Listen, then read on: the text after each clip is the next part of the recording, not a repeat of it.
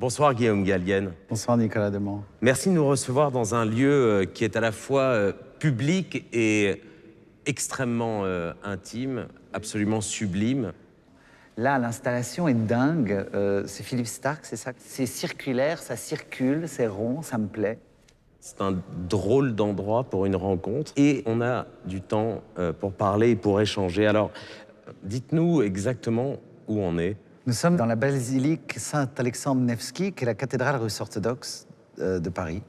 C'est un lieu que vous fréquentez souvent? Oui, enfin pas assez souvent, mais j'essaye de venir au moins une liturgie par mois. Vous avez embrassé, entre guillemets, la religion à 26 ans. Oui. C'est tard, c'est rationnel comme décision ou ça s'impose à soi à un moment? J'ai toujours cru en Dieu, j'ai toujours été chrétien.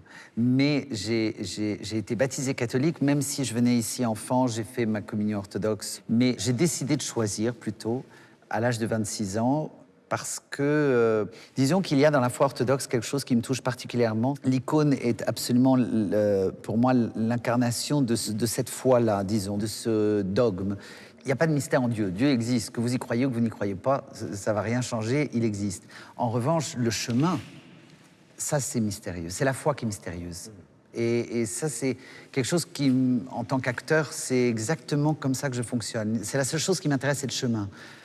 Il est fait évidemment d'embûches, de joie, de drame, de tout ce que vous voulez, mais le but c'est quoi? C'est la mort, oui, bon, et alors?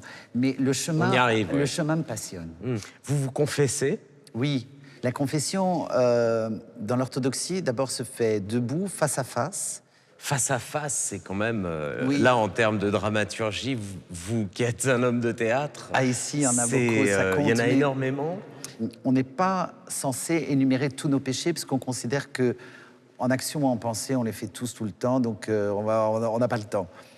C'est juste, en gros, le prêtre vous demande, qu'est-ce qui t'empêche de communier? Bon, d'abord, le prêtre qui vous confesse, pour être prêtre, on est obligé d'être marié, soit à l'église, auquel cas on est moine, soit on est obligé d'être marié à une femme.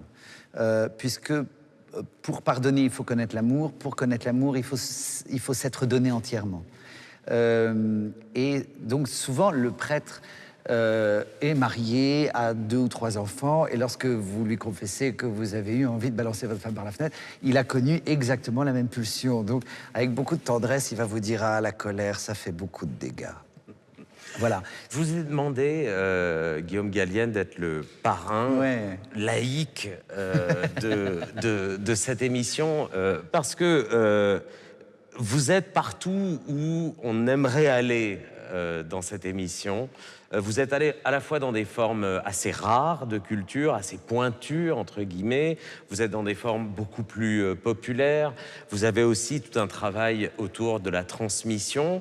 Et voilà, vous embrassez extrêmement large. Et on se dit, si on peut faire la même chose, c'est sincère, on aimerait que vous soyez notre parrain, vous acceptez? Avec un immense honneur.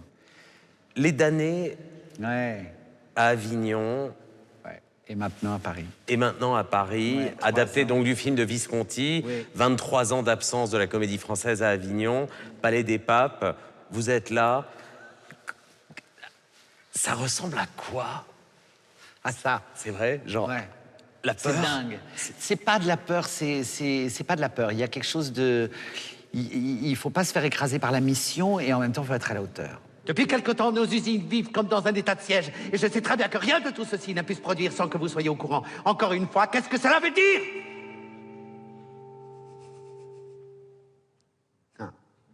Soyez certain que personne ne quittera cette pièce sans que tout ce qu'il y a à dire ait été dit.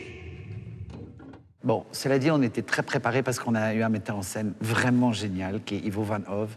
Et le spectacle, c'est vrai, c'est une splendeur, c'est très très beau, d'actualité criante, c'est très violent, c'est-à-dire qu'il y avait 30 secondes minimum de silence avant les applaudissements. C'est-à-dire qu'il y avait le noir.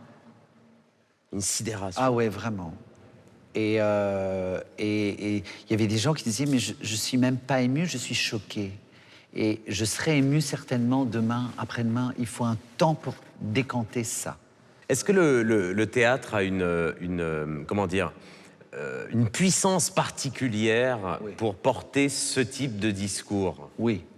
depuis les Grecs, oui. Mais c'est surtout, on est là pour incarner des monstres. Le théâtre sert aussi à ça, transmettre le verbe, certes, mais incarner des monstres.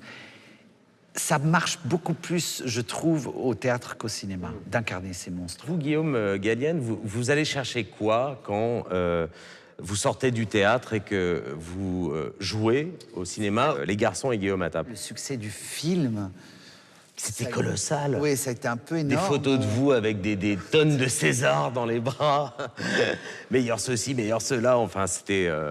Bon, ça, c'était pour moi particulier. J'étais extrêmement heureux de César, premier film, adaptation, ah bon, merci. Meilleur acteur, ça, j'ai été très, très touché. Et en même temps, par rapport aux acteurs qui avaient en face de moi, bon, c'était un truc de mode aussi, j'en étais conscient. Bon, meilleur film, pour moi, c'était un peu le César de trop. Mais d'abord parce que je pense sincèrement que La vie d'Adèle était une proposition cinématographique beaucoup plus forte que la mienne.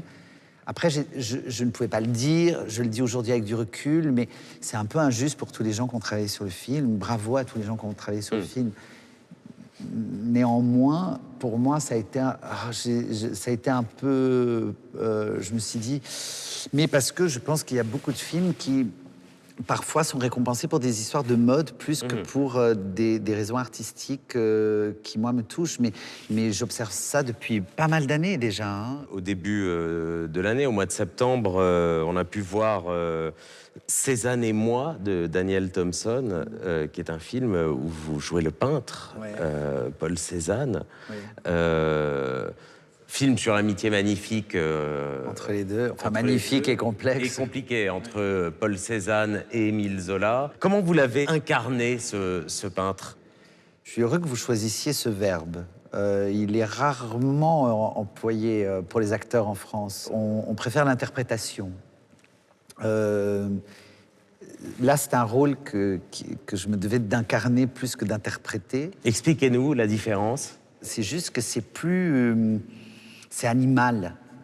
Oui, et puis plein de choses qui m'aidaient, que ce soit un bout de faux corps, j'avais des talons biseautés pour que le bassin soit en avant. Enfin, après, c'est des histoires d'instinct en disant, à mon avis, il marche pas comme ça, il marche comme ça. J'ai besoin de plus d'épaisseur là, j'ai besoin de... C'est vraiment du ressenti, de l'instinct. C'est animal, voilà, ça se réfléchit pas. D'ailleurs, j'ai du mal à en parler du film parce que j'ai finalement pas de recul. Ça vous a fait quoi prendre un pinceau en main et... Eh ben, plusieurs choses. Ce qui s'est opéré en moi, il y a eu... bon, d'abord, le peintre, premier jour, il m'a dit « T'as qu'un seul défaut, tu veux remplir trop vite. » Et j'ai cru qu'il parlait à l'acteur, parce que c'est un défaut que j'ai. Donc, je me suis dit « Ah ouais, il vise bien le mec. » Là, direct. Bon, et puis, ça m'a appris à regarder au-delà du motif, au-delà du sujet. Parce que Cézanne, en fait, son travail n'était que chromatique. Ce qui l'intéressait, c'était le contraste du vert avec le rouge. Le reste, que ce soit une pomme ou un chapeau, il s'en foutait. Il voulait peindre plus le vent que l'arbre. Et en tournant le film, j'ai commencé pour la première fois de ma vie à ressentir cette émotion de cette beauté-là.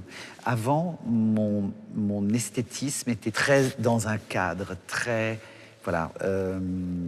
Et là, j'ai goûté à une forme d'abstraction, à une sensorialité qui passe pas par le verbe, pour une fois. Je le disais, comme artiste, acteur, vous êtes dans des formes à la fois rares et dans d'autres qui sont beaucoup plus ouvertes, beaucoup plus populaires. Vous êtes aussi un lecteur à voix haute. Ouais. Vous lisez sur France Inter, vous avez un micro magnifique, absolument gigantesque. Oui, qui pèse des tonnes. Les pauvres techniciens de la maison de la radio, ils me disent « Non, mais il est lourd, il tient pas. » Je dis « Bah oui, voilà. Mais il est bon. » Alors, je vais le dire vraiment vulgairement. Vous prenez votre pied à faire ça ou pas? Alors d'abord, je prends mon pied dans tout studio. Le studio en général, que ce soit pour enregistrer une chanson, là je viens de le faire pour Louis Chédid, une chanson de Brassens, que ce soit... Vous chantez?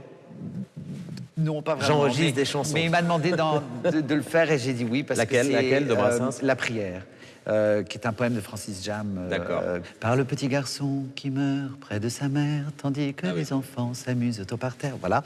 Et puis, et que ce soit studio pour l'émission de Pour ça peut pas faire de mal. J'adore le studio, je trouve que c'est le seul endroit qui reste où on a le droit à l'aléatoire, on a le droit de se tromper, on a le droit d'être mauvais, on a le droit d'essayer, de réessayer, et surtout où la concentration de tous est absolument la même, sur le même objet, sur la même... ouais, elle est focalisée, on est tous au même endroit. Bon, vous partez enseigner aux États-Unis, monsieur le professeur. Ça y est, c'est un signe maintenant que vous êtes passé de l'autre côté, que vous n'êtes plus le jeune premier.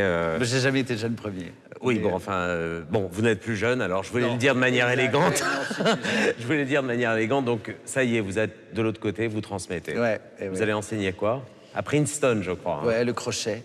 Le crochet, ouais. Non, je vais enseigner le théâtre, mais pas en cours théorique, ça j'en suis incapable, je vais les faire jouer. Mais ça fait déjà 6 ans que j'y vais, tous les 2 ans que je fais des stages avec eux régulièrement. Et puis, les étudiants de Princeton m'ont vraiment impressionné parce que ils ne cherchent pas à devenir comédiens. Ils sont tous en droit, en architecture, en physique nucléaire, en je ne sais quoi. Et ils font du théâtre. Et ils font du théâtre et ils le font. J'ai des étudiants qui, c'est en français et en anglais. Mais j'en ai par exemple je me souviens d'un japonais en physique nucléaire, je crois, ou en je sais plus quoi, en chimie, qui faisait du théâtre en français alors qu'il n'avait aucun cours de français. Et je lui ai dit, mais d'où t'es venu à jouer du Molière? Il me dit, mais la langue française est belle au théâtre. Ok, d'accord. Okay. Et sinon, à part ça, tu fais quoi? Et le type m'a joué Le Malade imaginaire, la scène avec Louison, comme je ne l'ai jamais vu. C'était parfait. Ça donnait quoi? Quel genre? En fait, il s'est beaucoup imprégné de sa culture à lui, donc on aurait dit un kabuki, mais en français. Et ça marchait vachement bien avec Molière, où tout d'un coup, il disait... Mon petit doigt me dit, la gamine était comme ça. Et c'était génial, c'était génial. Il faisait absolument le lien entre la commedia dell'arte et le théâtre classique. Qu'est-ce que vous cherchez à leur transmettre? Le plaisir avant tout.